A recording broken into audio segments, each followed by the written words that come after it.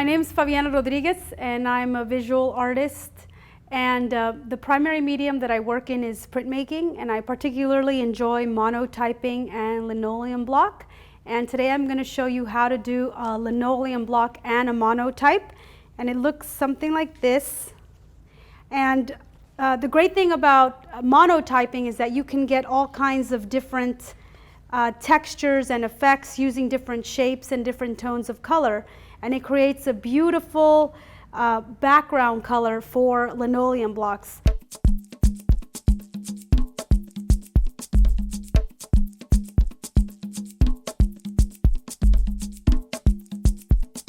So we'll start with the lino. The first thing you want to do is start with just a size that you would like. I would suggest you start with something small so that you can get comfortable with it. So what I'm going to start doing is just kind of, sketching out. I like doing portraits a lot. I really like to portray strong, empowered women of color. And so in my characters, you will notice that I have very strong indigenous and African features, and that's done on purpose because I want to celebrate what we look like, and I also kind of want to make us look powerful. Everything is going to be backwards, and so although this is pointing to our left, it's going to end up pointing to the right. And this is exactly why you want your letters and numbers to be reversed.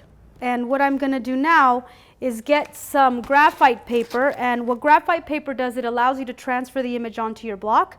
And you're going to put your piece of carbon paper face down. You want the carbon facing down, and then you want to position your drawing. And the reason why you want your drawing to be lining up with your block, and then you're going to retrace your primary lines onto your block. The way that you achieve white is by cutting out space. However, if I were to cut out a white line here, then if I were to follow this pencil line, what I would have is a white line. And you may not want that. You may actually want a black line with a white fill. This is where a black permanent marker comes in pretty handy. It's important to give your lines some thickness because you're going to be cutting on the left and on the right side of the line. And you also want to start brainstorming some textures. For example, this number 2 can have some lines going that way, kind of like an array.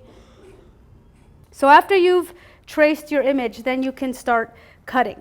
And what you want to usually do is you want to have a handle, what they call a handle, and I would suggest you have at least 3 different kinds of cutting edges. Number 1, a V gouge and a U gouge, and when you put your tips inside the tool, you want to make sure that they go all the way in and that your tool is nice and secure.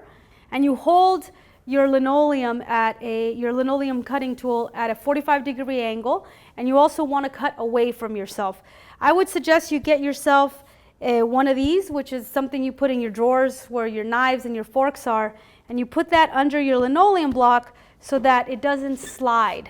With the number 1 tool, you can kind of turn your lino like this and cut away at the shapes. And again, sometimes you might cut directly through a line that you didn't mean to, but that's okay. In linoleum block, all those errors at the end up looking like intentional errors. And then with my U gouge, I can begin to scoop out some of these areas and get bigger pieces of linoleum out. And sometimes there's little corners which you're going to have to switch over to your V gouge and just get those little areas out. So I have here a finished block that I've already cut out, and here you could still see some of the remnants of my black permanent marker. And what I've created here is I've done cross hatching, and the cross hatching gives it kind of an accidental look, but it also creates a gray, whereas the hair here is black. The cross hatching gives me more of a gray tone that gives it some variance. The lips are whited out, the eyes are whited out, and I've also kind of created a pattern here that's more of a line pattern. So after you have carved out your linoleum block, then we get into printing.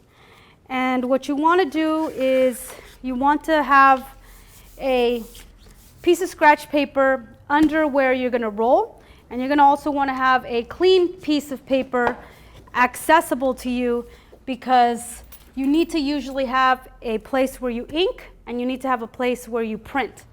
I use oil-based ink, and I like to have a separate pile of my ink where I can pick up a little glob and then apply it onto a piece of plexi. And you want to have a piece of plexi or a piece of glass, because usually plexi is a flat surface that you can roll onto, and you need something flat to roll your ink. But you also usually want it to be a little bit transparent so that you can have a sense of how much ink is on there. And I'm going to start with a little spread of ink, not too much. You want maybe like for a size like this, you want about 2 quarters, like the coins, and you want to spread it out so that your roller can pick up a little bit of ink, and then you want to roll it on another surface. And when I'm rolling, I'm picking up my roller and then putting it down, picking it up, putting it down, picking it up, putting it down, and that's so that I'm rolling in the other direction. And this is so that I can ensure that the ink is nice and spread out. And if you lift it, you can get a sense of where I'm under inked, because this should be opaque.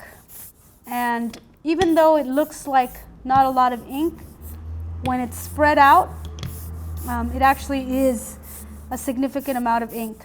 And once you have it spread out here, as you can see, there's no globs, because those globs will end up transferring onto your linoleum block. So you want to make sure that it's nice and flat, and if there's any little pieces of gunk in here, you can pull those out. And so now I'm going to go ahead and apply ink onto the linoleum block, and I'm rolling up and down, picking up more ink, rolling side to side on the corners.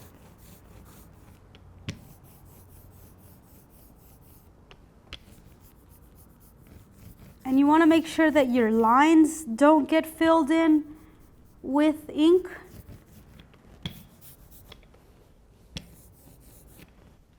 When you lift up your block, you want to make sure and not grab it, because then your fingerprint is going to get onto it. So you kind of want to lift it up and then position it down. Now when you position it down, you also want to try to kind of create, have it perpendicular and parallel to the edges of your paper. And I've cut the paper down to the same size as my block, and you have to choose where do you want to start lining up your block. In this case, I know that my most straight corner is on the bottom right. So stick that down there. Then you want to tap it.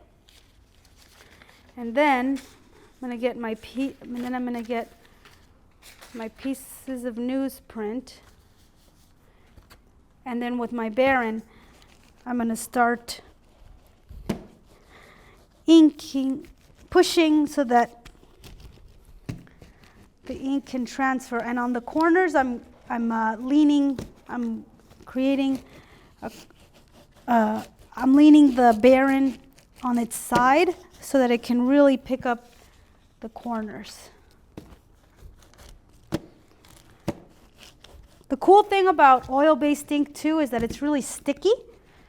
So you don't have to worry about your print moving so much. Water-based ink, sometimes your paper will move around. Okay, that's looking good.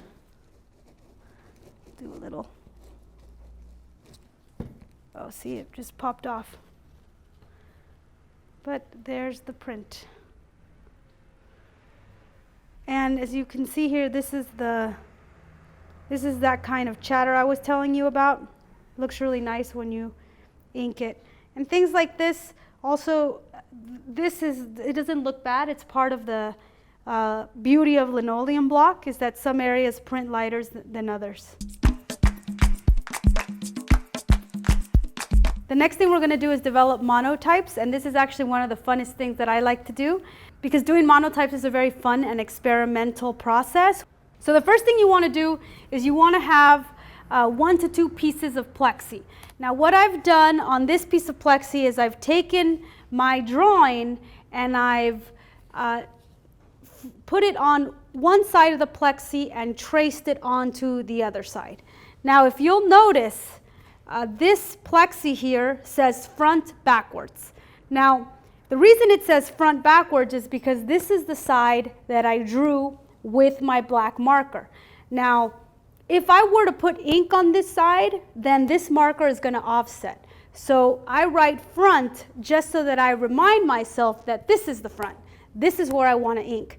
So each color requires its roller because you want to keep your colors separate. I also like to have a variety of rollers. I like to have a big roller and a little roller just to create different kinds of effects when I roll. So again, I'm picking up ink and I'm rolling out the ink so that it's nice and flat.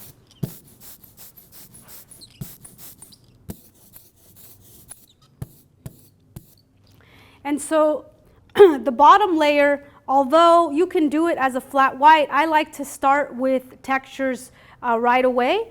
And so I like to kind of use my roller like this as a way to create different kinds of textures onto the piece of paper. And I'm going to use my 1-inch roller for the orange.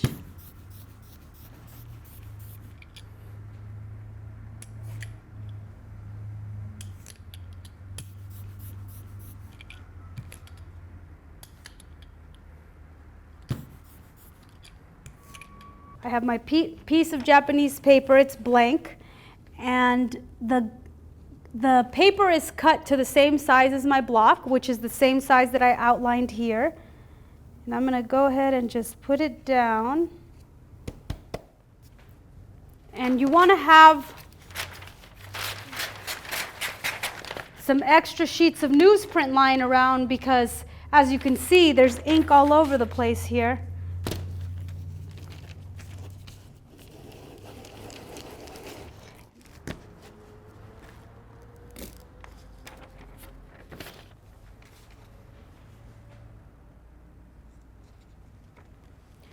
And I have my first layer.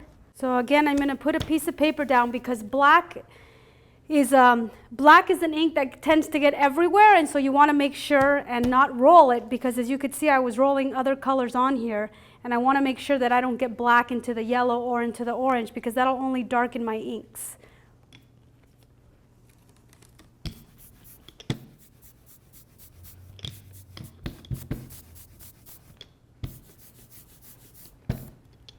Get the corners.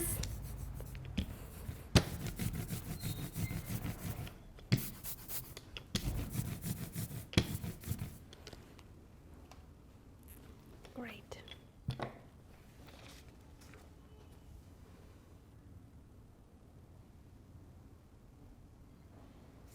Remember to tap it.